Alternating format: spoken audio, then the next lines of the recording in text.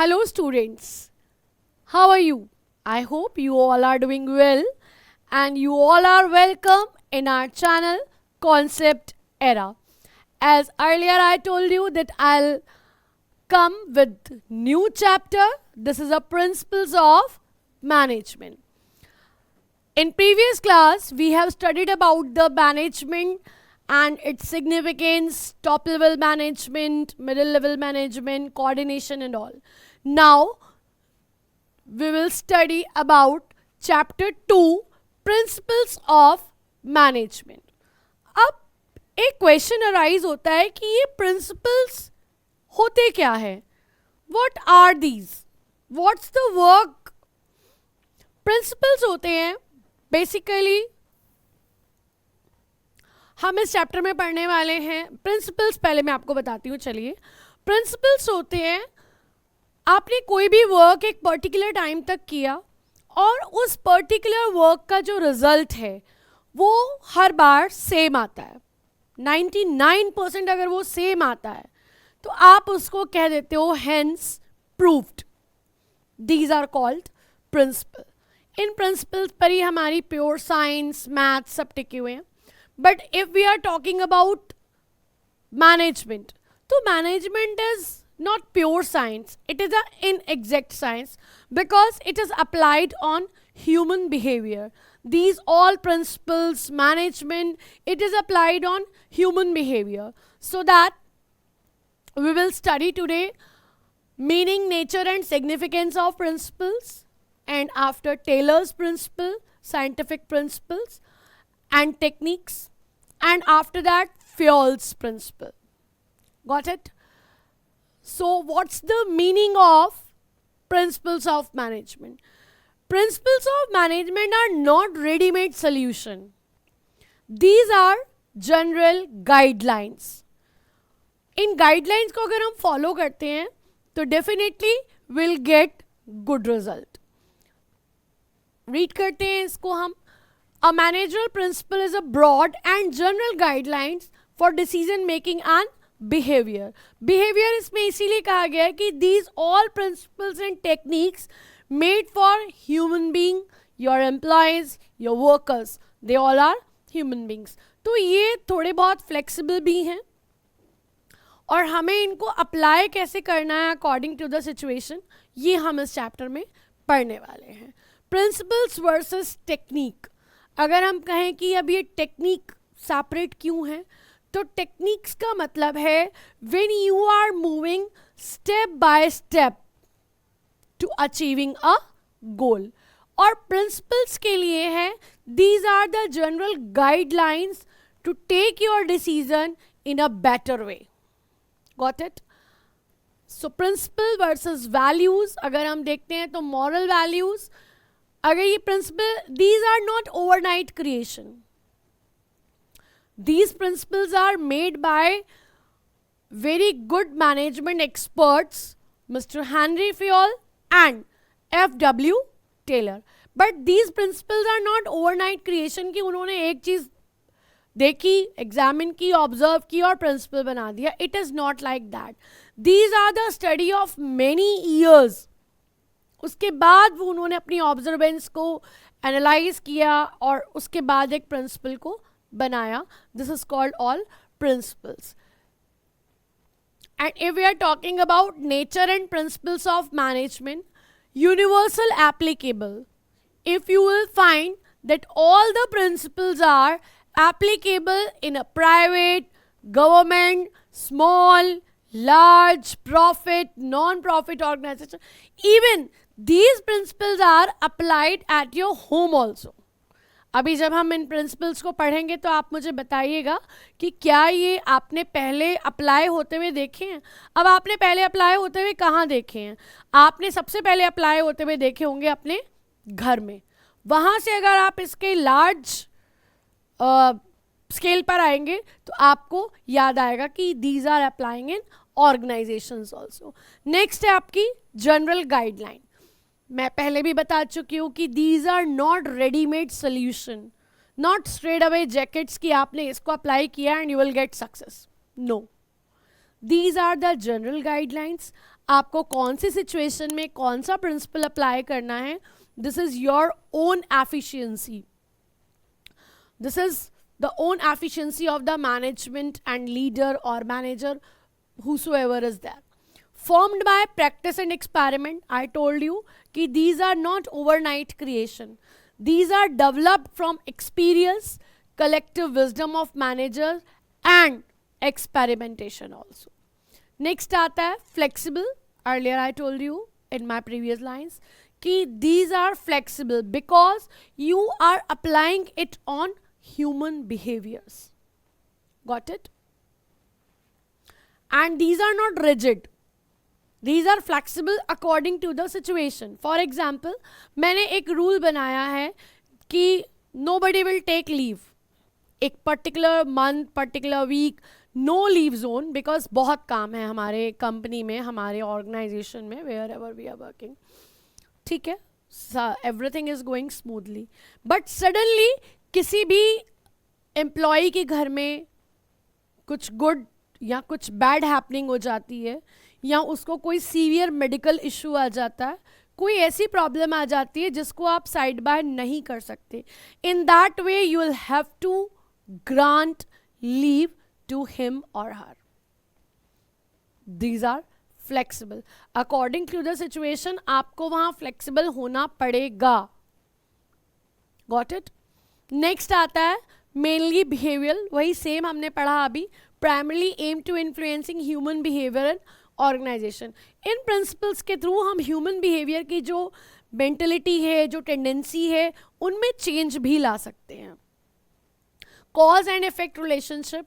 Cause and effect relationship में आप कह सकते हो कि if I will apply then Y will happen. अगर आप एक चीज को अप्लाई करोगे तो दूसरी चीज पर उसका असर आएगा. This is called cause and effect relationship. Next आता है आपका contingent. Application depend on prevailing situation, changes are requirement change. अभी जैसे हम फ्लेक्सिबल पढ़कर आए थे उसी में आया कॉन्टीजेंट कि आपको सिचुएशन के अकॉर्डिंग कभी कभी अपने में या अपने रूल्स में, अपनी चीज़ों में, सिचुएशन में रिक्वायर्ड चेंजेस भी लाने पड़ते हैं. नेक्स्ट आता है importance, significance of principles of management. अब हम क्यों पढ़ रहे हैं? What is the importance of principles of management? If we are talking providing managers with useful insight. जो मैनेजर है उसका जो नज़रिया है, उसकी जो इंसाइट है, वो एफिशिएंट तरीके से काम करेगी. Adherence aids to knowledge, enable learning from the past mistakes and solving recurring problems quickly. जो पास्ट में उसकी आई हुई प्रॉब्लम्स हैं वो उनको एक बार गो थ्रू करेगा, प्रीवियस प्रॉब्लम्स को सॉल्व करेगा, तो उसके लिए भी ये बहुत हेल्पफुल हो जाएगा. Optimum utilisation of resources. Optimum utilisation of resources, use your resources in a optimum manner. Optimum means adequate, not more not less. कोई भी रिसोर्स अगर आप बहुत ज़्यादा यूज़ करते हैं वो भी आपके लिए नेगेटिव है. अगर कोई रिसोर्स आप बहुत कम यूज़ करते हैं वो भी आपके लिए नेगेटिव है. कोई भी रिसोर्स का मतलब हो गया हमारे पास मैन, मटेरियल, फिजिकल. कोई भी रिसोर्स बेटा अगर आप बहुत ज़्यादा यूज़ करने लगते हो तो नेगेटिव रिजल्ट होगा, और अगर आप अंडर यूज़ करने लगते हो तो सामने वाले को लगेगा कि आप उसको एक्सप्लॉइट कर रहे हो. Scientific decisions. Scientific decisions, these all decisions and principles are based on facts, logic, objectives and assessment and free from personal biasness. किसी के personal particular observation से, biasedness से इसको नहीं बनाया गया. These are the common observation. Meeting changing environment requirement. Flexible enough to adapt. For example, division of work extended to BPO and KPO in modern times. जैसे division of work में एक principle है given by Henry Fayol. उसमें हम पढ़ते हैं कि जो Fayol ने principles दिए हैं वो division of work के according कि we should divide the work according to the interest, experience and all. But यहाँ पर ये कह रहे हैं कि हमें एनवायरनमेंट के अकॉर्डिंग चेंज लाना भी ज़रूरी है. For example division of work in KPO and BPO, business process outsourcing and knowledge process outsourcing में इसको कहीं ना कहीं एनहांस करके बढ़ाया गया है इसको, यानी कि एक पर्टिकुलर पर्सन को 2 या 3 या ज़्यादा काम दिए जाते हैं. This is the requirement of our environment. fulfilling social responsibility, evolve with societal demands. Equity now includes customer value, environment care and business ethics. तो ये कह रहे हैं कि इसके थ्रू आप एक social responsibility को भी complete और fulfill कर सकते हैं. Management training and education and research. Core of management theory, basis for MBA, BBA, aptitude test, इन सब के जरिए भी आप इनको अप्लाई कर सकते हो, एनालाइज कर सकते हो कि कौन सा प्रिंसिपल आपके ऑर्गेनाइजेशन में कितने % लाई करता है, कितने % वो सक्सेस होता है और कितने % वो सक्सेस नहीं होता है. अब इसके बाद एक चीज़ और बताती हूँ मैं आपको. ये वही चैप्टर है जिसमें से हमें एक प्रोजेक्ट फाइल भी बनानी है, कोई भी एक बनानी है. तो that will be the choice of particular students that who can made the file on this topic. और इसके लिए मैं एक आपके पास सेपरेट वीडियो लेकर आऊँगी. This is called principles of management. तो बने रहिएगा वीडियो में. अब हम बात करते हैं FW टेलर. FW टेलर ने कुछ 4 प्रिंसिपल बनाए और 7 टेक्निक्स बनाई. इनके जो प्रिंसिपल थे बेसिकली वो फैक्ट्री वर्कर्स के लिए थे, those who are working in a factory. उन्हीं के लिए टेक्निक्स बनाई इन्होंने और उन्हीं के लिए प्रिंसिपल्स बनाए. He is called father of scientific management. Got it. अगर हम इनके बारे में पढ़ना, इनके बारे में बहुत ज़्यादा डिटेल नहीं, लेकिन थोड़ा बहुत हमें पता होना चाहिए क्योंकि इसमें से जो क्वेश्चन आता है वो MCQ में आता है. कि इनका जो बॉर्न हुआ था वो हुआ था 1856 20 मार्च और इनका जो डाई हुए ये वो डेथ हुई इनकी 1915 21 March. What a coincidence. American mechanical engineer थे ये. इन्होंने मिडवेल स्टील कंपनी को ज्वाइन किया था जब वो कंपनी इंसॉल्वेंस के बिल्कुल आप कह सकते हो स्टेप पर थी, कि वो बिल्कुल कंपनी जो है वो बिल्कुल डाउनफॉल पर जा रही थी और वो कंपनी इंसॉल्वेंस होने वाली थी, दिवालिया होने वाली थी जब इन्होंने इस कंपनी को तब ज्वाइन किया. और जब उन्होंने इस कंपनी को छोड़ा 1911 में, तो मिडवेल स्टील कंपनी एक लीडिंग स्टील कंपनी मानी जाती थी. तो इसके पीछे जो भी रीजंस थे वो इनके यही रीजंस थे कि इन्होंने उस कंपनी में बहुत काम किया था. These are the principle of scientific management. आज की वीडियो में हम सिर्फ ये 4 प्रिंसिपल डिस्कस करेंगे. अगली वीडियो में मैं आपके साथ मिलूंगी टेक्निक्स के साथ. तो इनका पहला प्रिंसिपल है science not rule of thumb. You will have to take pause after science. क्यों? इनका कहना है according to his principle go with the science, not your personal intuition, imagination or previous experiences. कि फॉर एग्जाम्पल कोई एक machine है जो एक दिन में अप्रॉक्सीमेट 100 यूनिट प्रोड्यूस करती है एक वर्कर के साथ. मतलब कोई भी एक वर्कर एक मशीन पर काम कर रहा है, 100 यूनिट प्रोड्यूस करती है, ये सेटल्ड है. This is called science. Got it. अब एक मैनेजर एंटर करता है और वो कहता है कि मुझे आज शाम तक आप सब 200 यूनिट्स प्रोड्यूस करके दोगे, मुझे नहीं पता कैसे दोगे. What is it? This is rule of thumb. Rule of thumb का मतलब है dictatorship. You are not going with the science, you are just going with your personal intuition, imagination, experience. आपको कोई एक्सपीरियंस नहीं है कि एक्चुअल वर्क फ्लोर पर कोई भी जो वर्कर है वो कैसे काम कर रहा है. You are going with your intuition कि मुझे 200 यूनिट चाहिए. अब वर्कर आपसे कह रहा है कि sir it is not possible, machine can produce only 100 units in a day. अगर हम 8 से 10 घंटे की एक शिफ्ट पूरी लगाते हैं तो एक मशीन 100 यूनिट से ज़्यादा प्रोड्यूस कर ही नहीं सकती, उसकी कैपेसिटी है इतनी। बट आप सुनने के लिए तैयार नहीं है। This is called rule of thumb.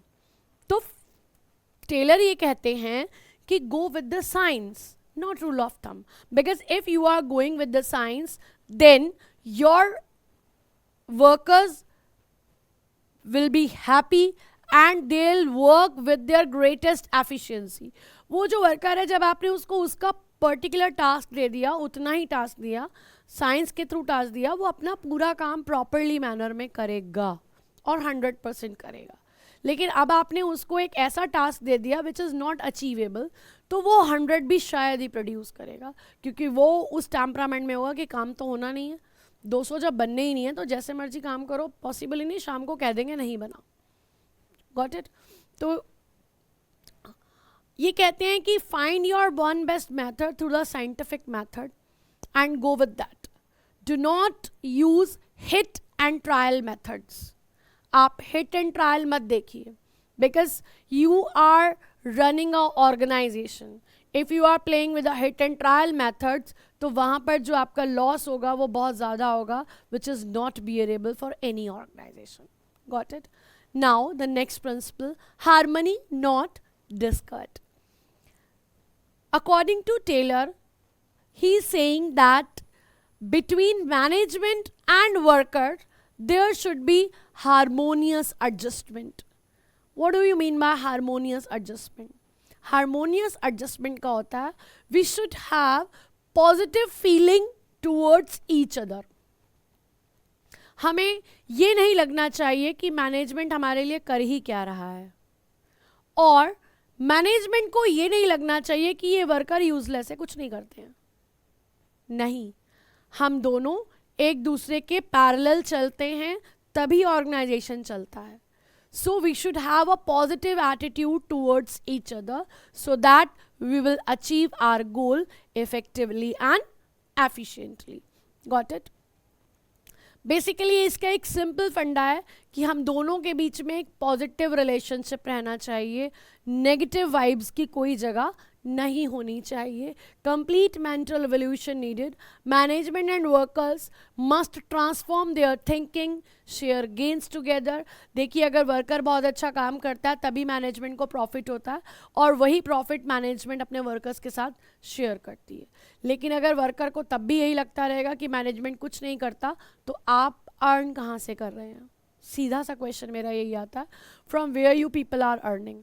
So we should have positive thinking towards each other. Next one is cooperation, not individualism. Always go with the cooperation, coordination, not individualism. मैं सिर्फ अपने बारे में सोच रही हूँ। Either I am a management or worker. वो कह रहा है कि अगर मैनेजमेंट कोई भी डेडलाइन देता है, कोई भी टास्क अपने वर्कर को देता है, तो वो उनके साथ पहले कोऑर्डिनेट कर ले कि इतना काम आप कर पाएंगे इतने पर्टिकुलर टाइम पीरियड में। अगर वो वर्कर्स जो है उसको एग्री करते हैं, ओके करते हैं, तो definitely they will reach the target on time, effectively and efficiently. But आपने तो डिसाइड ही नहीं किया, जैसे हमने प्रीवियस एग्जाम्पल में देखा कि मुझे तो 200 यूनिट्स चाहिए, मैंने आपसे डिसाइड नहीं, मैंने आपसे पूछा नहीं है, मैंने जस्ट बताया आपको। वहाँ पर वर्कर कभी काम नहीं करेगा। So we should work with a harmonious adjustment. It is the extension of harmony, not discord. This principle is coordination. Replace competition with the cooperation. Workers and management work side by side. It is the extension of harmony, not discord. Clear? Now our last principle is development of each person, each worker with their greatest efficiency. वो कह रहे हैं कि scientifically method से आप अपने employees को, अपने वर्कर्स को सेलेक्ट कीजिए, उनकी ट्रेनिंग अलाइन कीजिए, उनको फिजिकल और मेंटल कैपेबिलिटीज़ के लिए एक एफिशिएंट ट्रेनिंग प्रोवाइड कीजिए। If you are giving that, तो आपका जो एम्प्लॉय है वो भी बहुत प्रॉस्पर होगा और आप भी। देखिए जब कोई एम्प्लॉय बहुत अच्छा ट्रेनिंग लेता है तो वो बहुत अच्छा काम करता है, और जब वो अच्छा काम करता है तो आपका जो ऑर्गेनाइजेशन है वो भी प्रॉस्पर होता है। जब ऑर्गेनाइजेशन प्रॉस्पर तो आपका वर्कर भी prosper. So time to time we should provide training and development programs to our workers to increase their efficiency so that they'll work with their greatest efficiency, and you and worker both will prosper. Okay, so for today this is from my side, और हम अगली class में मिलते हैं Taylor की techniques के साथ, बहुत अच्छे रियल लाइफ एग्जाम्पल के साथ मिलेंगे। तो बने रहिए हमारे चैनल कॉन्सेप्ट एरा में।